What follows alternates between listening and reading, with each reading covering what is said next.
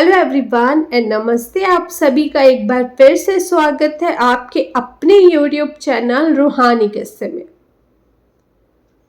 तो कैसे हैं आप सब? आशा करती हूँ आप सभी लोग अपने अपने जीवन में मस्त, खुश, स्वस्थ और व्यस्त होंगे। आज मैं आप सभी के लिए एक और कहानी, एक और डरावनी कहानी किस्सा लेकर आ गई हूँ। और जो आज का किस्सा होने वाला है ना, वो होने वाला है बारिश के ऊपर।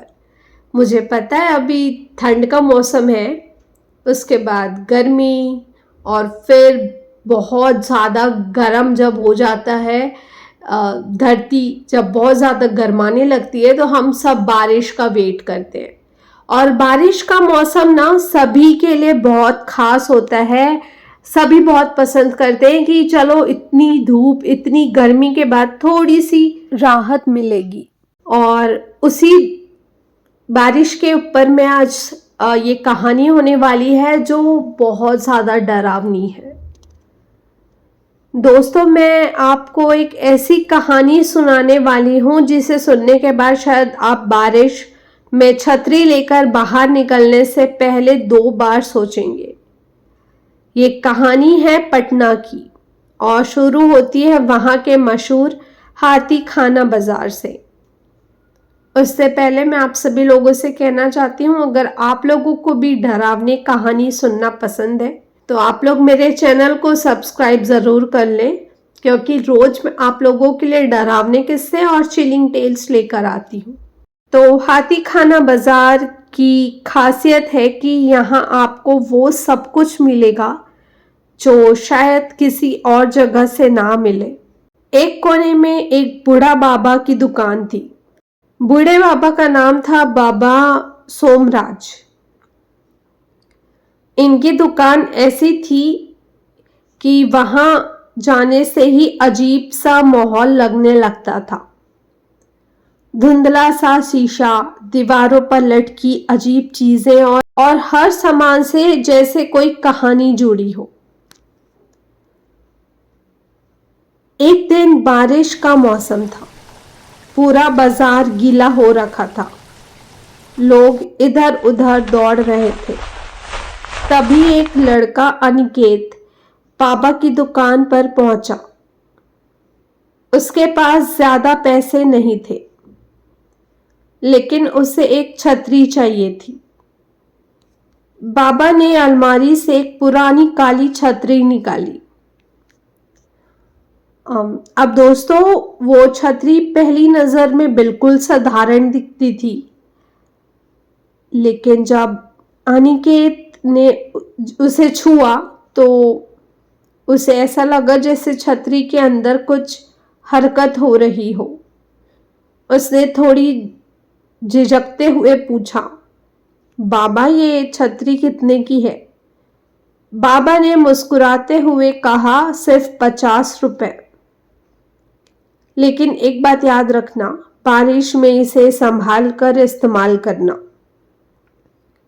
अनिकेत को ये बात अजीब लगी, लेकिन सस्ते में छतरी मिल रही थी और वो भी जब उसे बहुत ज़्यादा ज़रूरत थी, तो वो उस छतरी को लेकर चला गया। 2 दिन बाद तेज बारिश हुई। अनिकेत ने वही छतरी निकाली और ऑफिस जाने लगा। जैसे ही उसने छतरी खोली, अजीब सा ठंडा झोंका आया। उसे लगा शायद बारिश के पानी की ठंडक है, लेकिन दोस्तों वो ठंडक छतरी से आ रही थी। रास्ते में एक बूढ़ा आदमी उसे देखकर चौंक गया और बोला, बेटा ये छतरी छोड़ दो, ये छतरी ठीक नहीं है। अनिकेत ने हंसते हुए कहा, दादा आप बारिश में भीग रहे हैं, आपकी तबीयत खराब हो जाएगी। लेकिन बूढ़े ने बस सिर हिलाया और कुछ बोले बिना चला गया। शाम को ऑफिस से लौटते वक्त अनिकेत ने देखा कि वही बूढ़ा आदमी सड़क पर मरा पड़ा था और उसके चेहरे पर डर का भाव था।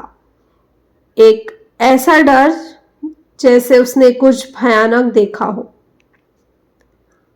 अगले कुछ दिनों में अनिकेत को अजीब अजीब चीजें महसूस होने लगी। जब भी बारिश होती उसे ऐसा लगता कि छतरी अपने आप खोलना चाहती है, और जब वो उसे खोलता तो जैसे कोई साया उसके आसपास घूमने लगता। एक रात बहुत तेज बारिश हो रही थी। अनिकेत घर पर अकेला था। छतरी कमरे के कोने में रखी थी। अचानक बिजली कड़की और अनिकेत ने देखा कि छतरी अपने आप हिल रही है। पहले तो उसने सोचा कि शायद हवा की वजह से ऐसा हो रहा है, लेकिन अगले ही पल छतरी खुल गई और उसमें से पानी टपकने लगा। अब आप सोच रहे होंगे, बारिश हो रही थी तो पानी जाना तो स्वाभाविक है, लेकिन दोस्तों वो पानी छतरी के अंदर से आ रहा था और वो पानी खून जैसा लाल था। डर के मारे अनिकेत ने अगली सुबह सीधे बाबा सोमराज की दुकान पर दौड़ लगाई। उसने बाबा से पूछा, ये छतरी क्या है, इसके अंदर क्या छुपा है। बाबा ने गहरी सांस लेते हुए कहा, ये छतरी जिस पर जाती है उसकी जिंदगी तबाह कर देती है। ये किसी पुराने शाप में बंधी है। बारिश के दिनों में ये अपने मालिक खून में नहलाकर ही शांत होती है। अब अनिकेत को गुस्सा आ गया बाबा की ये सारी बातें सुनकर, तो उसने छतरी वहीं फेंक दी और बाबा को चिल्लाते हुए बोला कि आपने ये मुझे बेचा ही क्यों।